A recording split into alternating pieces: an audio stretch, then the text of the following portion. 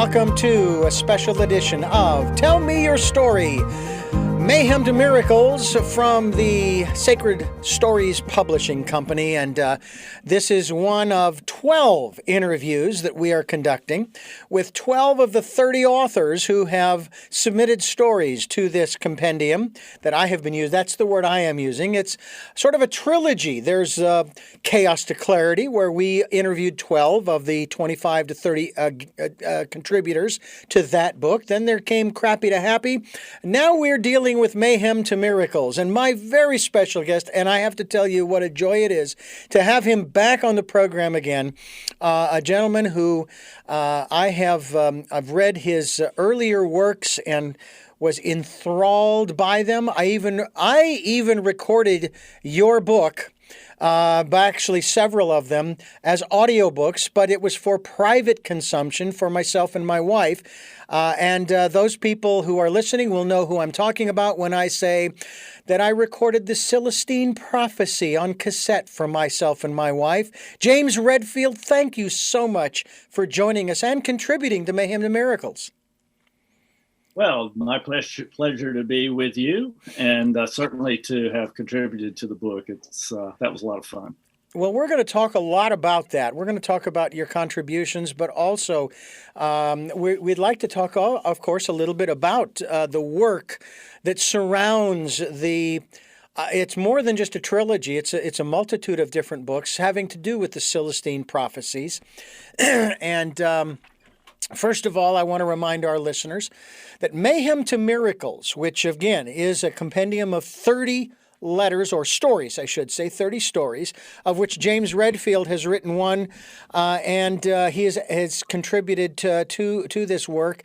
And his particular story, which I'm intrigued by the title, we're going to find out more about it, We Are All Chosen. And that takes on for me, James, a sort of a biblical connotation, and I'm going to guess it probably is where that comes from, and we'll discuss that in a moment. But our listeners need to go to sacredstoriespublishing.com, where they can order a copy of the book, Mayhem to Miracles, and actually read a little bit about it. And a reminder, of course, that this program, which is heard on Sundays at 7 a.m. and 7 p.m., as well as and that's on Sundays, 1 a.m. on Mondays, and 9 a.m. on Wednesdays, a special edition of Tell Me Your Story. We also have podcasts on SoundCloud and iTunes, TuneIn Radio, Spotify, Blueberry. I was going to say Blackberry, but that's not what that is. Blueberry. But also we're on iHeartRadio as well as Amazon Music. And you can watch these interviews on YouTube. You can watch these interviews, and I hope that you'll go to our guest's website. We will be linked to James' website so that you can find out more about him. If you don't know anything about him, oh my goodness, you need to find out, because he's shared with us some incredible insights through many of the works that he has written, not just the Celestine prophecies, but that's probably what you are most known for, at least in this present day, I would think. But I'm hoping that you're known for more than just that, the legacy that you leave behind, or I shouldn't say leave behind, but that you share with us, here and now in terms of improving our lives, making our lives better. And one of the things we focus on this program is teaching us, showing us how to thrive. Is that a fair assessment of what James Redfield is about? Yeah, I think it is. Certainly the Celestine Prophecy, my first book, was really about a movement that was occurring. And this was back in the 90s and the turn of the century. But the Celestine Prophecy is really about finding your own unique path into spirituality. And when I say spirituality, I mean a consciousness, a shift in your connectedness, or your feeling of connectedness, so that your life unfolds in what feels like tiny miracles. And certainly I I hearken back to Dr. Carl Jung and his extension of Freud's depth psychology into what was really turned out to be a spiritual psychology, meaning a transcendent sense of oneself in the world. And he, of course, coined the term synchronicity. He's the one. He's the one. Yeah. And he said that this was a phenomenon in nature, a principle in the universe. And it was the experience of meaningful coincidences. And what I did with that idea is to fashion a story, and it's a novel. And of course, the Celestine Prophecy it is about living a kind of synchronicity, being, asking for and getting those mysterious synchronicities that extend our lives, that tell us that life is not arbitrary. Life is not just about rationality. Life is about a journey in which we come to be more connected with the spiritual and more connected with our own destiny in the world. And, what I mean by destiny in the world is that, there's a feeling that we can step into a path in life that feels, again, destined in the sense of something that we're called to do. If we talk about spirituality in terms of spiritual consciousness, it's a kind of transcendent view of your life that we can step into. And, we're writing a new book now about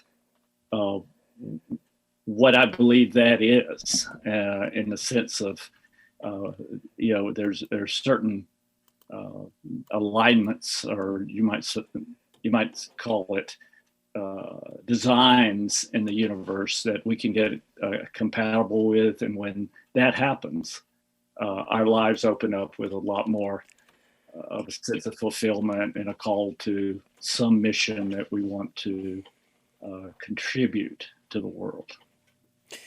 Well, that ties really well into certainly your story in Mayhem to Miracles, but also in general into the synchronicity that you say Jung came up with. And one of the things that I have found so profound in the process of doing these interviews is that level of synchronicity, not only in terms of the subjects, the conversation that we have and the subjects that we touch upon, but also in terms of the things that happen. Now, normally, in a situation such as this, I would never ever share what I'm about to share, and it's not that it's secret or anything. It's just that you don't usually draw attention to these certain things. But I've shared this many times in terms of interviews and the challenges that I face from time to time with getting interviews. Now, years ago, I wanted to have you on this program many years ago, long before I ever actually did. I thought, boy, it'd be great to have him on the program to talk about Celestine Prophecy and so forth. And I let it go. I just said, you know what? I'm going to put it out there. And boom, the next thing you know, you and I, we're communicating. I'd like to consider us friends, and bear in mind, I am still intrigued by and moved, of course, by the writings that you have in that first book, Celestine Prophecy. But I'm not. It's one of those situations where I know a lot of people, they still go gaga over you. Oh, James Redfield. James, you put your pants on one leg at a time, just like me. Come on, let's not go there any more than, oh, Richard, tell me your story. Oh my gosh, incredible! I'm talking with. Come on, we're two human beings, and all we're trying to do is make it in this world, and trying to share that with other people. But what has happened is, as James and I are conversing, this is the third time this has been attempted in about 3 months. The third time. For whatever the reasons are. We're not even going to go into that. The fact of the matter is that I have developed the principle. The harder it is to get a guest on the program, the better that interview is going to be. And to me, that's synchronicity. It's like the interview, in this case, isn't going to happen until it's time, until it's ready. And the subject matter. And the line and all that, for communication like this, especially heady stuff like we're talking about. This is the world is designed, I think, to do much more than we think that most of us allow ourselves to assume. And you talk about fame. My first book was the best-selling book in the world for 2 years. And in the story, that's exactly what I'm talking about, because nobody could understand why I didn't move into fandom, the whole blitz of that kind of thing. And but what I really felt was that I needed to step back and let the book be the message. It wasn't about me. And so in the story that I present in this book, I really frame it that the reason I didn't get ahead of the book was because I felt like it was so mysterious the way the whole thing happened for the book to occur and for me to get it out, that people will think, well, I was chosen. James was chosen to develop, to deliver this message. And so I just stayed behind the book. And that issue, of course, I've always been sensitive about. But I'm mellowing out now. So I don't stay behind the book anymore, because now what I think is that we're all chosen. Now we're chosen for different things, and there's one is not better than the other. Right. One is as significant in the sense that it happened on time. It happened in the world, and to speak to your last point, things happen on time. Yeah. We say the right thing because it comes to us, to a person that we meet on the street. The odds being, really great that the meeting never should have happened. But we say something that touches them. It's a mysterious coincidence. It gives them a sense of new direction, or answers a problem they have, or resolves something.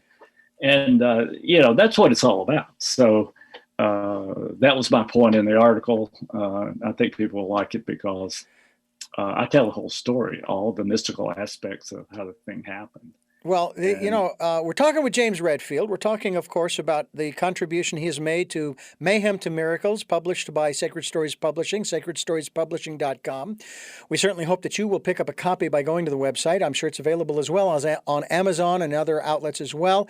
And we hope that you will stay with us right here on Tell Me Your Story. I'm Richard Dugan, your host, and it is such a pleasure to, of course, have as our guest here on the program one of the contributors of Mayhem to Miracles, James Redfield, who is, many people know who he is because of the work that he's done. His first book became extremely popular, very popular, number one and all that good stuff, Celestine Prophecy. And I mentioned to you that I had recorded it myself. I had read it into a tape recorder for my wife.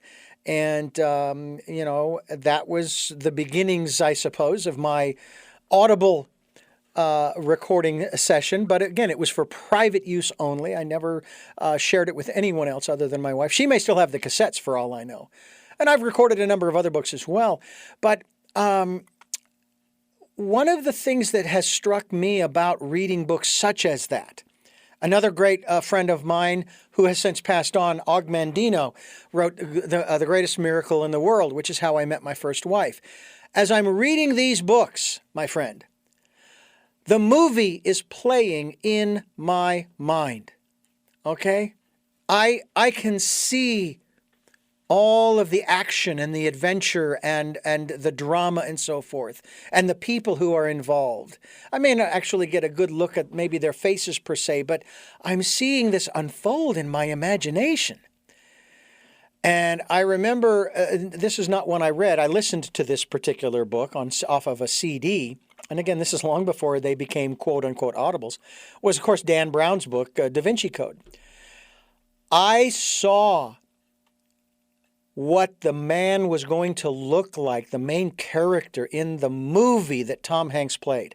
And when I saw the movie, I'm going, did they hook up a coax cable to my brain and siphon off the images?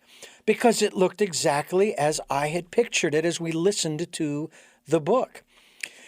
Tell me about how important it is when you are writing. And this kind of goes not so much to your process, but in terms of making sure that when you do write these different stories, that the images come through.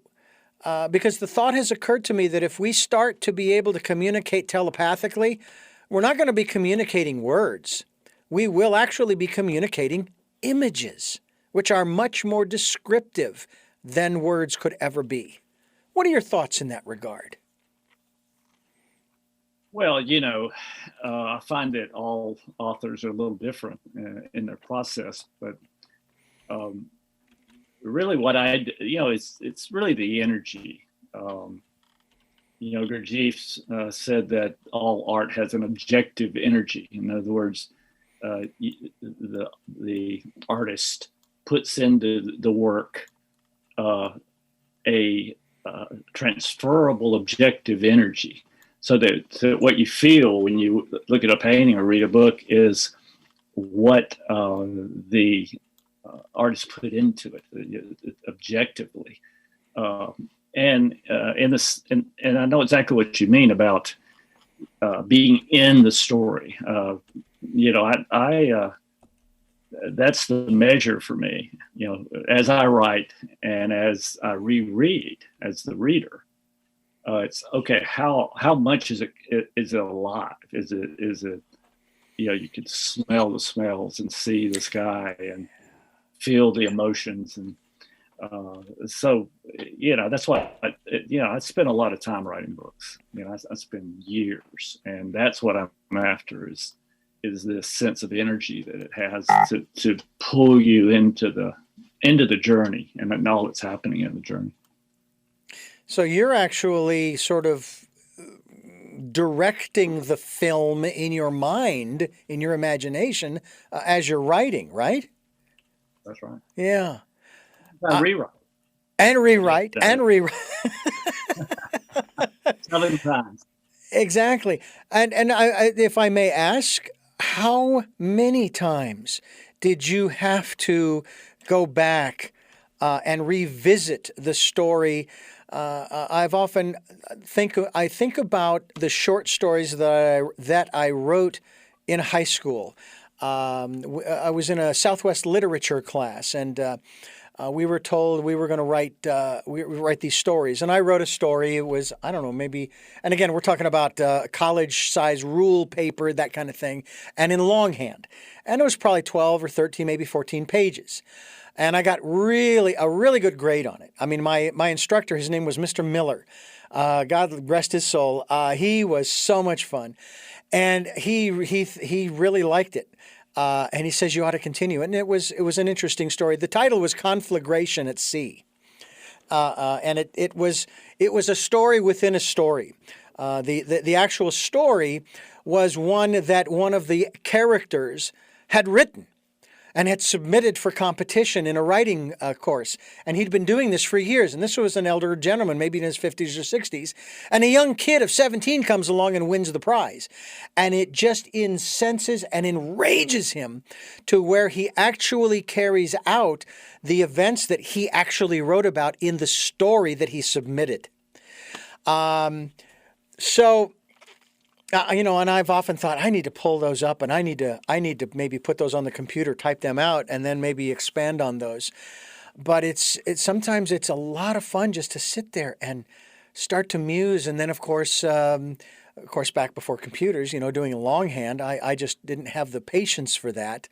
But I've also been told that that's actually one of the better ways of writing. And now, I would take it you probably used a typewriter at the very least, or a computer.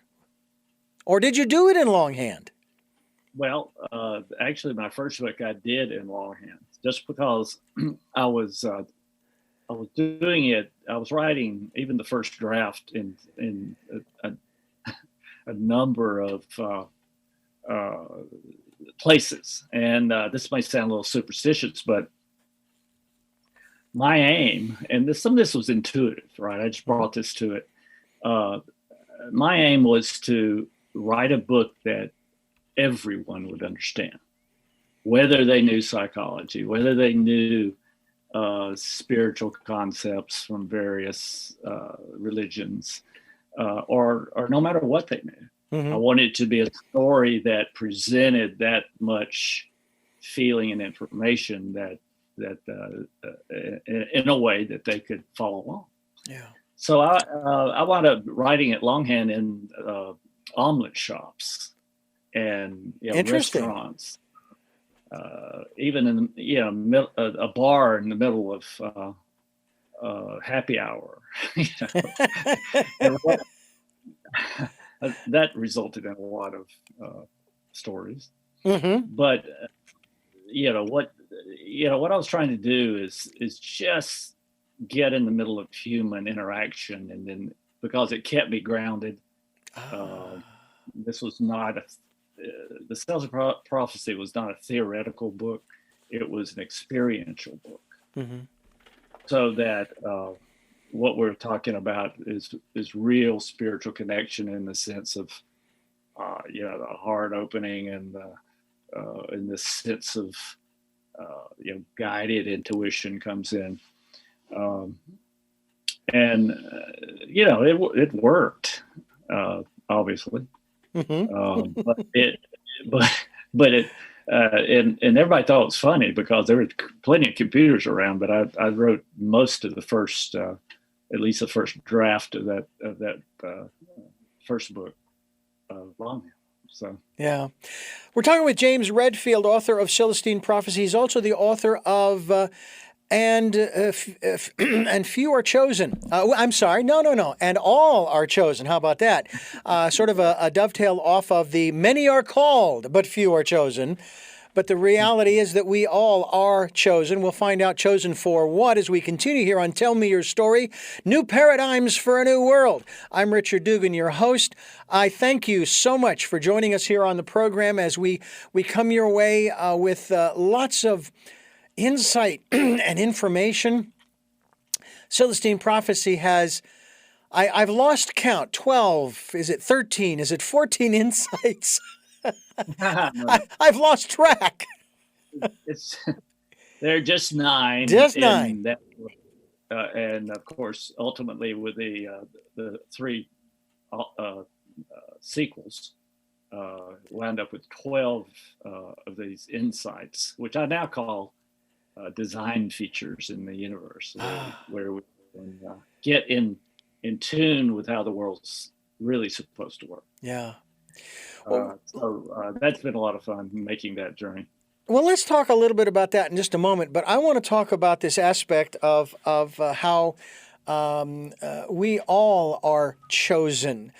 Chosen, is it basically what you have already spoken to, and that is chosen to raise our consciousness, to live our life's purpose, a combination of that and a bunch of other things as well? Well, it's one contribution, one mission that we at first just get an intuition of, a picture of in our minds. It could be just a moment Mm. that with one person that shifts, that in its innocence or in its energy shifts just one other person toward a more open, spiritually oriented life, and or anything else. Hmm. You know, a healing for a disease. These things. I don't reduce them to careers or missions or in the sense of some long journey of preparation and then becoming famous for it. It's not about fame. Mm-mm. It's about letting ourselves be guided into a contribution that changes some aspect of the world. And I think we all have that. We all feel, especially as adolescents, that we're here for some great purpose. And we are. Yeah. It's just not being famous. It's not being rich. Yeah, that's not what it's about. You might become famous, you might become rich, but that's not, if you want to put the word goal on it, that's not the goal.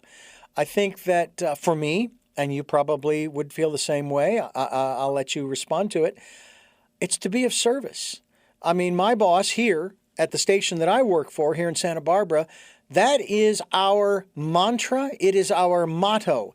We are here to serve. There are days when I don't want to because the demands sometimes are overwhelming. At least they feel overwhelming. But I have to remind myself that I am here to serve. And even if it does feel overwhelming, I'm still here to serve. And if I can do it. And one of the wonderful phrases that I really try never, and this sounds almost oxymoronish, I try not to use the response to a request the word no. If I am not sure, if I can't give them an emphatic, oh, yes, we can do that, I will respond with, let me see what we can do. Let me see what we can do. I've always believed in workarounds. Always. Even before computers came along and there was more than one way to accomplish something on a computer. That has been sort of at the forefront of my service to people is, what is it that you're trying to achieve? What is it that you want to achieve? How can I support you in that? How can I facilitate that through the work that I do so that I can be of service to you? And I think that dovetails into this other aspect too. You talked about fame and money. Well, I look at it from this perspective. James, you have a project that you want me to help you with. I want to help you with it so that you become successful. Because if I help you to be successful, then I become successful. Well, my reaction to that is, I think one of the most important design features in the universe, and one that's coming up, it's delightful for me hearing you talk about that, revolves around, and it's the karmic structure in this world. Mm-hmm. It all revolves around helping. And I believe that people instinctively know this now. From the dog eat dog world, we're, in my view, moving toward a more conscious helping world. And what happens is if you're a helper, if that's what you think about doing, if you want to help people, then what happens is that karmic reaction is for you for other helpers to be moved into your life. So not that one deserves the other, but to me, that's the karmic structure. So that if we're motivated to give, we draw into our lives more givers, and life goes better with the givers. Now, if we're a taker, and we all know takers, it's a taker of energy, a taker of money, we've all fallen into taking in our lives. Yeah. But if you're a taker, it's as simple as this. If you're a taker, you draw more takers into your life. In your life, the synchronicities slow down. People lead you astray. Your projects get ambushed, and I've seen it so much. It's just a common sense for me now that it's more fun to give, and you have a happier life when you give. I could not agree with you more, and it is, from my perspective, it is to the consternation of family and friends. When I was first in this business working for a Christian station and someone would come to me with a project, I knew they didn't have a whole bunch of money. These were small little ministries and churches and so forth. And I would rather do the work for the small amount to help them to get their message out than say, no, this is my rate and that's what I charge. And they say, okay, thank you anyway, and not do the work at all. So that was my perspective. And, oh, Richard, you're underselling yourself. You should charge more, and on and on and on and on. I figure one day maybe, the pennies and the nickels and the dimes and the quarters will start rolling in. Whatever. I'm doing pretty well right now. The money, it's about the life. Yeah. It's the life. Enjoyment of the life. Absolutely, absolutely. James Redfield, my guest here on Tell Me Your Story, New Paradigms for a New World. I'm Richard Dugan, your host, and I'm so glad you're with us here on the program along with James. We're talking about, of course, the work that he has done in contributing to Mayhem to Miracles through Sacred Stories Publishing. That's sacredstoriespublishing.com, the website where you can order your copy. I think that it's a work that is there to help to transform your life. And James, first of all, you used a word earlier that I use it, but I don't pronounce it the way you pronounce it, okay? I pronounce it coincidences, incidents that coincide. I don't believe in coincidence. I don't believe that there is no reason for these different things. And I don't know how much television you watch. I probably watch enough for the both of us. But there have been some television programs and movies that have come out that will start to show several different independent stories in the first maybe 15, 30, 45 minutes to an hour, okay? They're totally independent, have nothing to do with one another. And then all of the sudden, two of those paths start to cross, okay? Two of them start to cross, and they have an interaction. And then a third crosses those two, and then the fourth and fifth, and so on and so forth, to where they begin to you begin to see just exactly how we are interconnected. To me, those are fascinating stories that I think need to be told. And lived. And lived. Once you start looking for synchronicities, what happens is that there's a one around every corner. There's some synchronicities that are challenging, of course, right? Mm-hmm. Because it's a stretch, you're called to stretch, and get larger and get, more wise. Mm-hmm. But there's synchronicities everywhere if you really see, and I've found that most important. I mean, I don't call everything every encounter, every interaction, every car we drive by, every light that turns red. I don't call all of those synchronicities. No. But if what I think is important is if anything negative happens, you call that a synchronicity.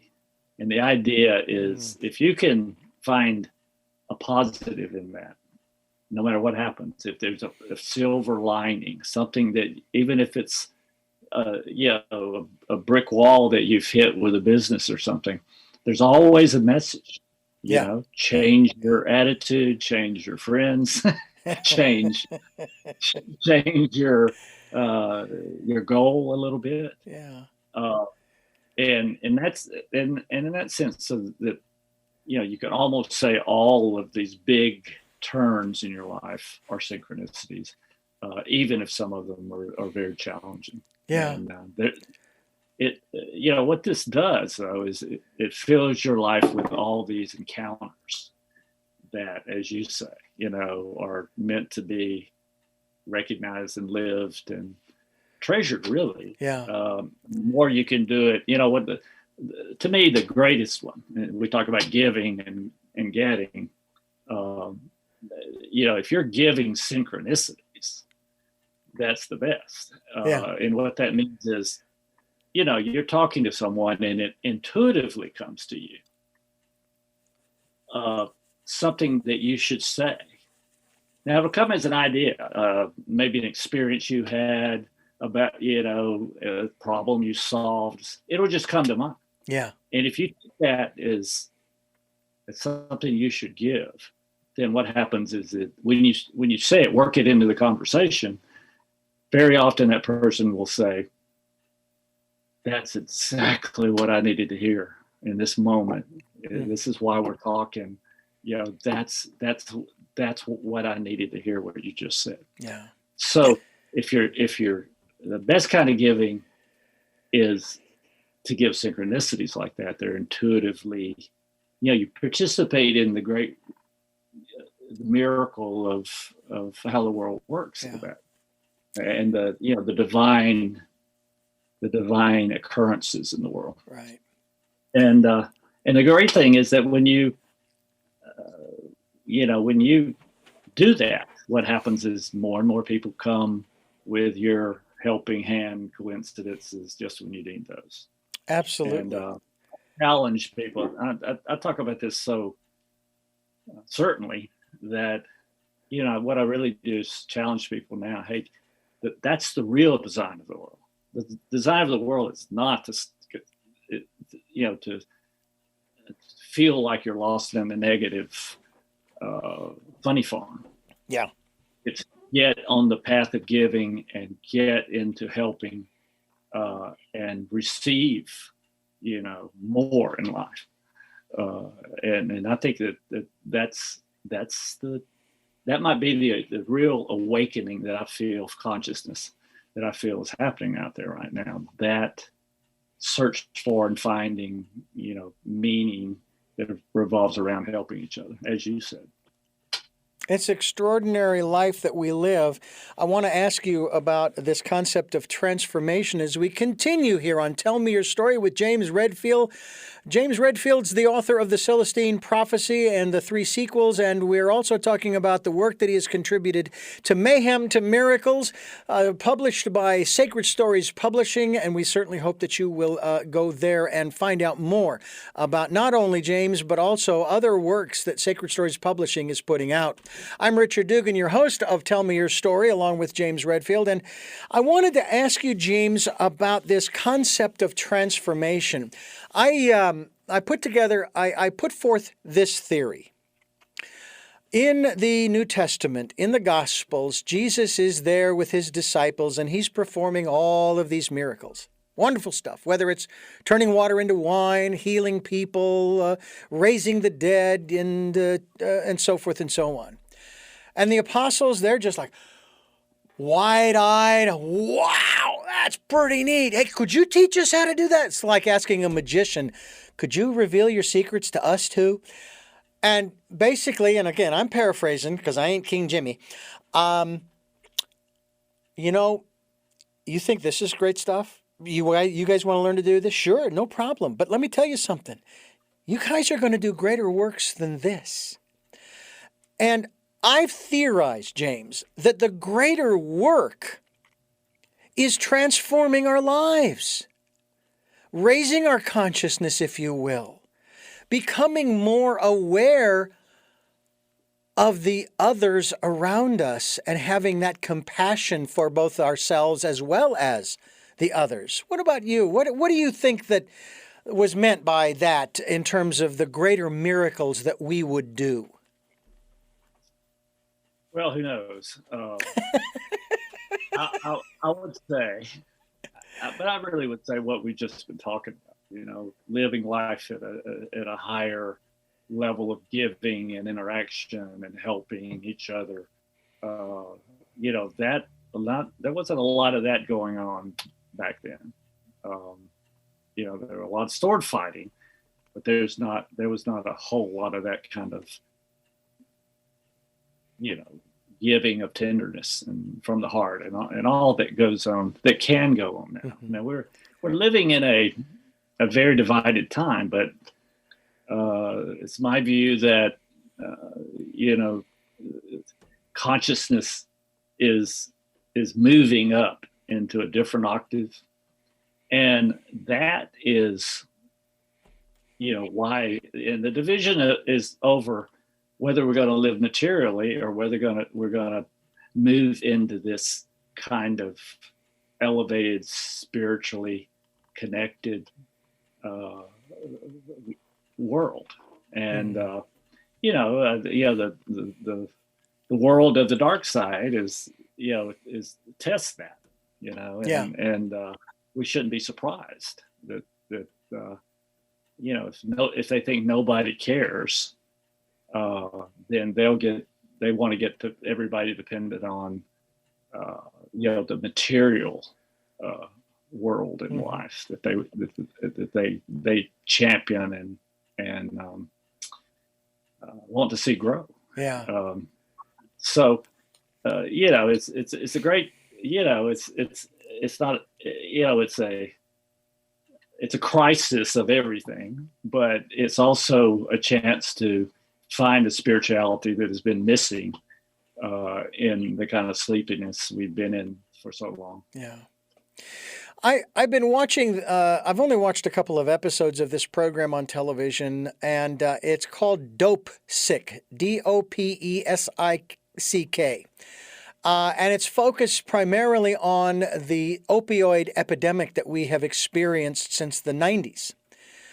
And I'm watching this program, and I'm watching all of the drama and everything, and that's all having to do with pain relief, okay? Managing and taking care of pain.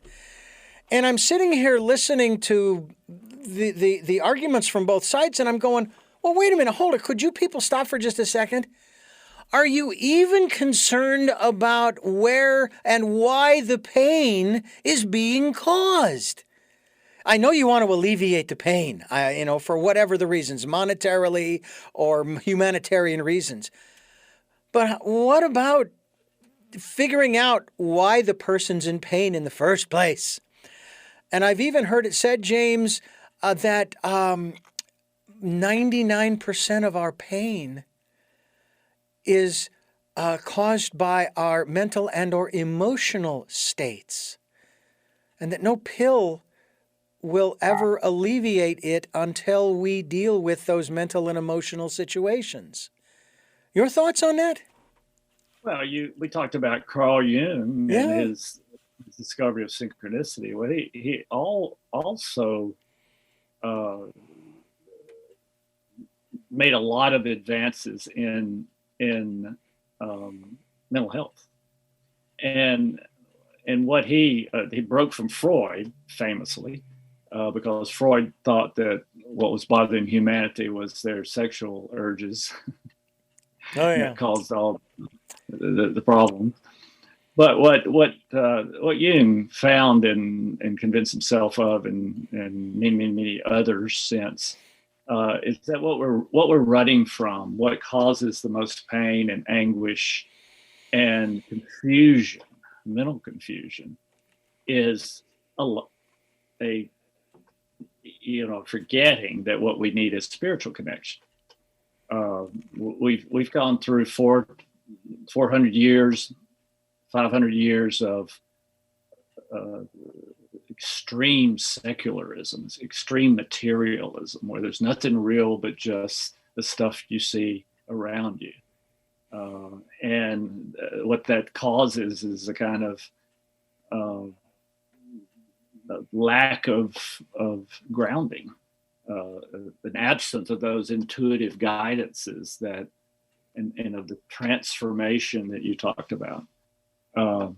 And what we do is we repress all that, the need for it. And we go into other ways, other preoccupations that give us some sense of power in the world.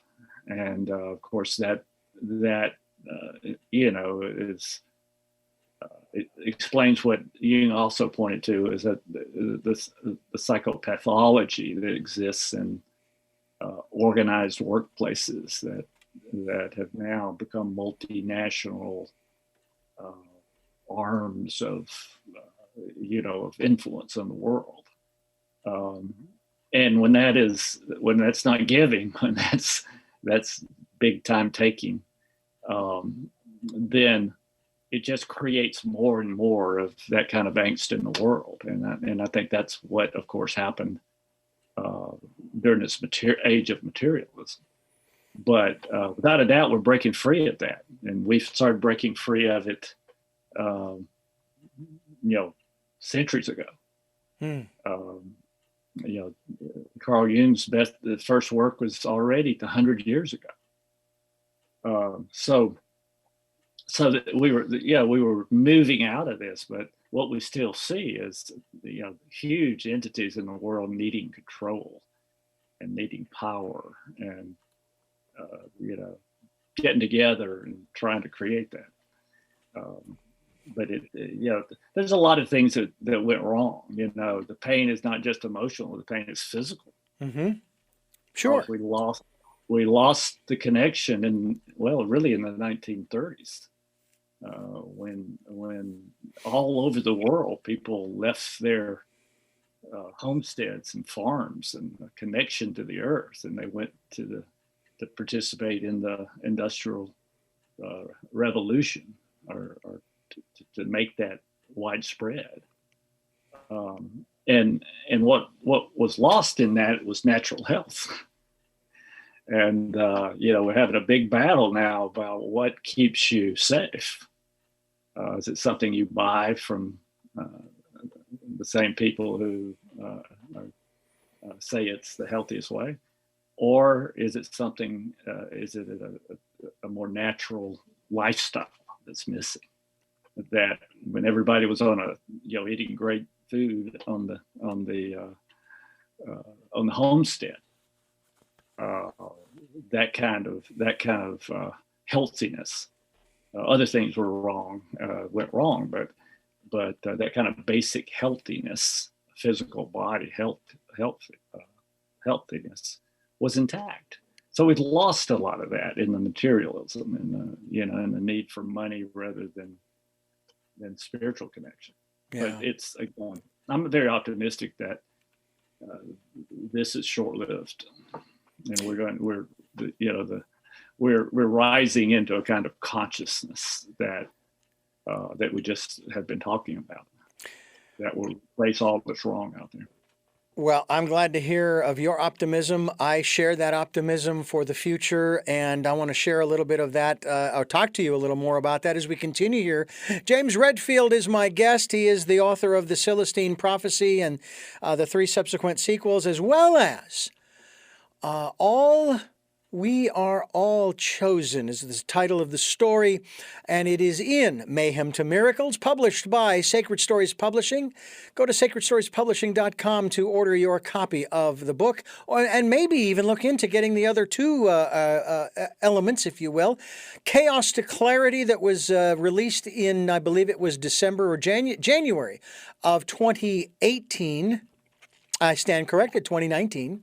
And then in 2020, they had crappy to happy. And now in 2021, it's mayhem to miracles. We hope that you will get your copy very soon. I'm Richard Dugan. This is Tell Me Your Story, New Paradigms for a New World. And we're talking with James Redfield. I wanted to ask you, one of our slogans here on the program is called Choices and Knowledge of Those Choices to help make your dreams come true. And it has been said, I don't know who said it. You may know before I do, that all of our choices that we have made in the past have placed us right where we are. Especially, for example, you and I. Here we are. Well, all of the choices we've made in our lives. Boom, here we are in the present moment. You and I are chatting away, talking about these wonderful ideas. And then all of the choices that we make today will place us where we will be tomorrow and tomorrow and tomorrow. One of my guests said something very profound, and I'd love for your perspective on this. He said, that is true, but throw this into the mix. All of the choices that you make today are based upon your perception of what you think the future will be. And you and I are both optimists. What do you think? Well, I think that that's probably true. We make our decisions based on the possibilities of tomorrow, what we think will be possible tomorrow, and that's there's people are either optimists or they think better be careful, something bad will happen tomorrow, and a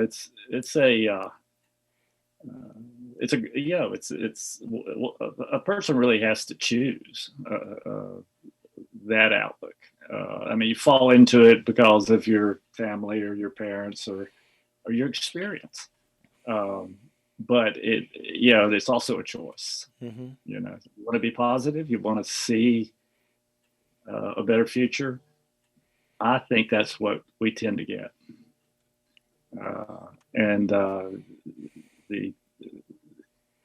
And now especially, because I think, with consciousness rising, what happens is that we find a way to be optimistic and especially if we're more giving, then other people arrive on time to bring solutions, mm-hmm. or to bring a new breakthrough into something that we want to do. Yeah. We're talking with James Redfield here on Tell Me Your Story, New Paradigms for a New World. And we're all looking for those new ways of living. I say this over and over again. Just look around you. The old ways just aren't working. And so we have got to start tapping into something else. And that something else, what might that be? Well, we're going to continue here on Tell Me Your Story, New Paradigms for a New World. I'm Richard Dugan, your host, and James Redfield is my guest. I wanted to ask you something that someone said when they found out I was going to be interviewing you, that they hadn't heard anywhere yet, having to do with the Celestine prophecies. Now, from my personal perspective, the answer to this question is irrelevant. I don't care about the answer to this question because I love the story. I love the message. I love the insights. Okay? But the question, the question was put to me, is the story of the Celestine prophecy or any part thereof true? Well, I can answer that easily. All the important parts are true. Okay. I have to say that the description of the old growth forests is a wonderful thing. And so I live in an area of Santa Barbara where we have a lot of old oak trees, still alive, doing well. And I love the fact that they surround us. There's actually sort of a feeling of protection and comfort in that regard. Now, I don't know whether they're old growth. I'm not sure if an old growth forest constitutes, you got to be 100 years or 1,000 years old as far as a tree is concerned. But I think what you were saying earlier about how we have lost our connection to nature brings up this aspect. I'd love for your thoughts as well. I've said this many times that nature is our greatest teacher. Well, I would agree because we are in nature, and it's just an illusion when we think we're not. Mm-hmm. You can be behind the biggest fence in the world, and covered with, in a fortress Yeah. of concrete. But we're still in nature. We're living a natural life. We have to have air to breathe, and we can't ignore all the other living things out there. To me, when part of the story about the way that the Celestine prophecy emerged that I wrote in the book was really an experience I had in the beginning where I saw the whole thing. And it took me a long time. This is the first time I've ever publicly described that prelude to the writing of the Celestine prophecy. Mm-hmm. But where I was on a, we at times in our lives, we go on where we know there these searches for meaning or not, or for direction or not, we go on them. So I decided to walk out in a old growth forest and camp out and just think about things. This was, I was out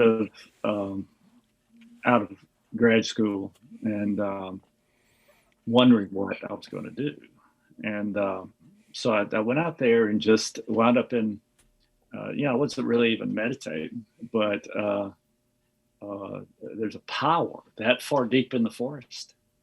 These are, all protected trees, and they're huge and they're old. I recommend that for anybody because most people don't want to spend the night 2 miles in, right? Right. But it's worth it. It's worth, going, being protected and being educated about what might happen out there. But go. That's where the energy, a lot of the descriptions of energy in the book, I was first cognizant of.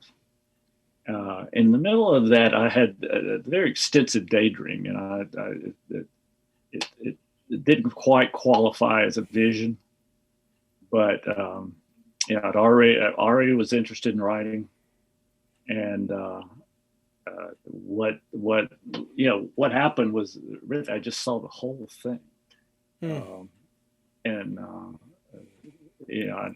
I don't care. I mean, the theme of my article is that I once cared what people might project on me because of this. I didn't want to be thought as chosen, but I certainly had the intense daydream in which I saw the whole thing. I didn't even know what I was going to write about, but what I saw was that I would find out through these, that would come into my life, and if I had the guts to do it, what would happen is that it would be successful. In fact, it would be a book that was valued all around the world. So imagine having that daydream. Wow. When you're in all this angst about what do you do when you're kicked out of grad school.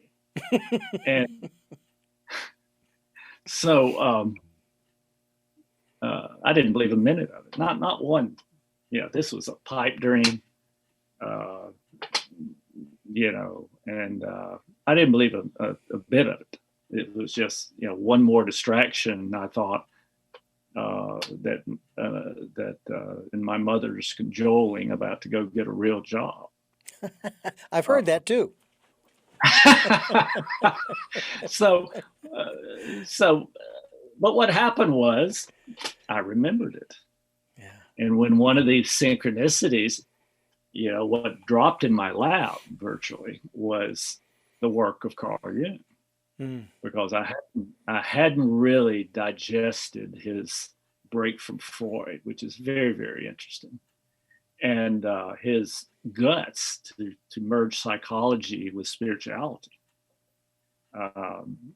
and that was the sort of the breaking point, and that set a stage of learnings and experiences that wound up all being in Celestine Prophecy. So anyway, I don't even care how people react to this anymore. In my view, again, I'm not worried about being chosen because I think everyone's chosen. Yeah. And you've been chosen for the role that you are playing right now, and I've been chosen for the role I'm playing right now, and we choose. We actually, the role's placed before us. It's still our choice as to whether or not we choose to play that. And I myself am having a great time.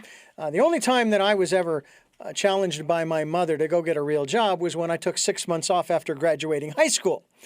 And I'm there at home watching soap operas. And she says, "Why don't you go get a job at one of those religious stations?" And I said, "Nah, I don't want them shoving their philosophy, their beliefs down my throat." Of course, the irony was that I was kind of doing that when I started working there. But it's fascinating stuff. We're talking with James Redfield. We're talking about the Celestine Prophecy. I have one other question I want to ask you in that regard as we continue here on Tell Me Your Story. We're talking with James Redfield. I'm Richard Dugan, your host, and I want to ask you, James, as we come close to the end of our program, you've shared with us a great deal about how the Celestine Prophecy came about, as far as you're spending time 2 miles into the old growth forest, as it were. What were some of the other inspirations or influences? You've mentioned Carl Jung as well, that helped to formulate and helped you to create this book that so many people have read around the world. Well, I could, nature, love for nature was sort of instilled in me from a grandfather who was a game warden in Alabama when it was still, in the early 20s, 1920s. And Alabama, people in Alabama thought they were still Daniel Boone. They were going to go out and shoot deer. And there was a real, the woods were barren of wildlife. I mean, to change that was an enormous effort to be able to protect all the wildlife, because it would just disappear. And so my grandfather was a pioneer of that effort. And, that instilled in me a kind of appreciation for nature, but also, having to face disruptions, realizing, evolution, even a positive type evolution, requires adjustment in people. So he, with that belief, he did that job, which of course just saved many, many species in the forest. And, again, all that was instilled early on. And other than that, really the love of writing and literature, and inherited from my mother, who read a lot of books, especially about growth and spirituality and that sort of thing. So, I was all set up for it. Mm-hmm. And that's, when I think of just a look at the draw in terms of where I was placed as a child, I think, coming to grips with all that is the way to think of yourself as to being on a unique journey, and thinking of yourself as being prepared to do something that helps the world. Yeah. And again, that's the greatest fulfillment. It's the way that the world is designed, in my view. You get more rewards than you could ever realize from the good things, the helping efforts that you do in this world. And I don't agree with a saying, that every good turn is punished. Oh, yeah. It really is not. No. It really is not like that. That's funny, and people use that expression. Yeah, every good deed, no good deed ever goes unpunished. That's the way it goes. And that's funny, but that's not the attitude to project in your life. Exactly. Because I believe that it's just the opposite of that. Every good deed is rewarded if we keep our. Now, I have three final questions that I ask my guests, but I have one final question in the context of our interview that I'd like to ask you, and that is, if you were stranded on a desert island, and if there was one book that you wanted to have with you, okay, if you even wanted to have a book with you, is there one in particular that you would want to have with you to be able to refer to go back to, and so on and so forth, that has meant something to you maybe most of your life, or maybe you've just come across it recently? But is there one that you would like to have with you? That's a good question.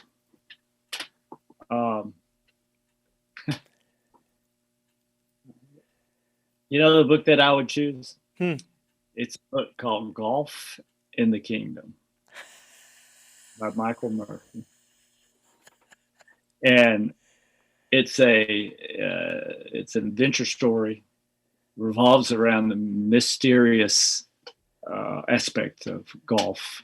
And if I was stuck on that island, I would be making some golf clubs out of some sticks, and finding a way to because golf is a mystery because it's impossible. Well, I happen to. It can only be played in a zone, in a real zone, and that's the same zone that the alertness where synchronicity comes in. Well, we catch these synchronistic moments in alertness. So anyway, that would be the one. Well, I happen to produce and co-host a program called the Golf Radio Show here on this station, and I love the joke that golf is nothing more than something that ruins a perfectly good walk in the park. James Redfield is my guest, and we're teeing it up here. Actually, we're just about to the green of the 18th hole here on our program as we continue here on Tell Me Your Story. I'm Richard Dugan, your host, and it's great to have you with us. James Redfield has been my guest. James, it has been a great pleasure, and I certainly hope that we can have you back again to continue this conversation on a myriad of different subjects dealing with this whole movement that has been going on for a long, long time towards raising and the consciousness of the people, one person at a time, as we transform our lives, and that in turn then transforms our world. And I thank you so much for sharing your insights with us. Well, thank you. It's always fun.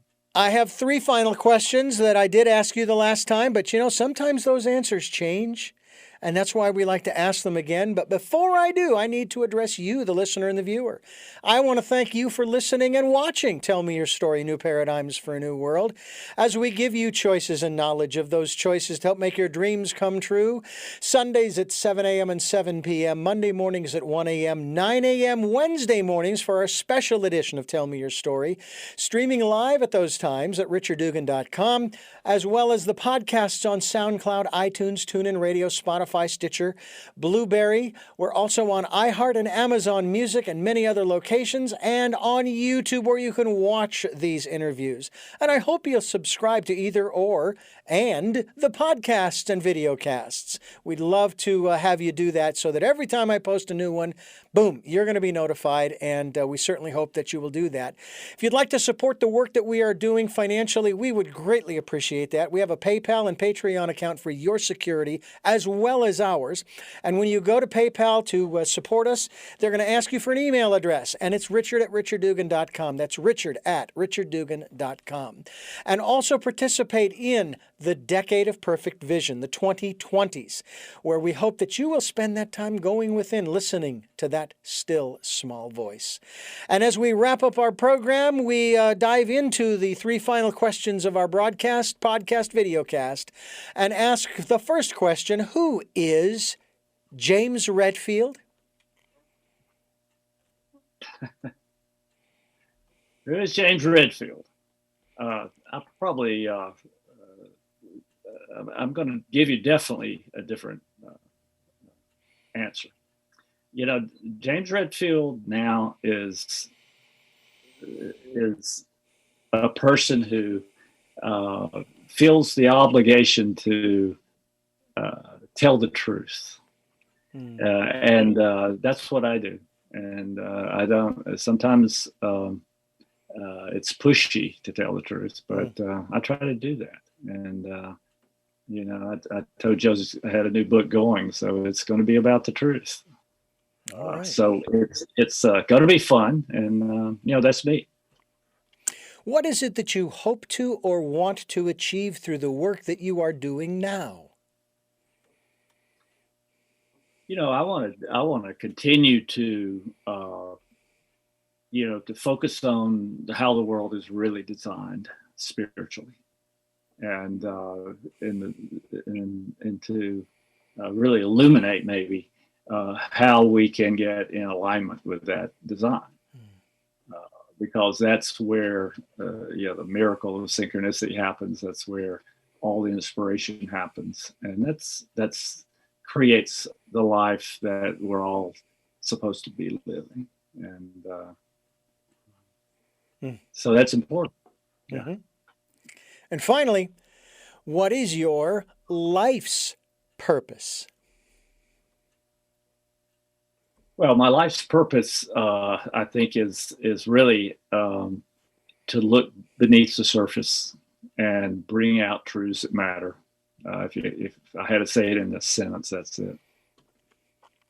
Well, James, again, I thank you for joining us here on the program, and always for giving us so much time. And it was a challenge to get here, but it was well worth it. I tell you, I don't know about you, but this was fabulous. Well, I enjoyed it as well, and let's do it soon again. Absolutely, we will. I'm Richard Dugan. This has been Tell Me Your Story, New Paradigms for a New World, giving you choices and knowledge of those choices to help make your dreams come true. Until our next broadcast, podcast, videocast, love to love.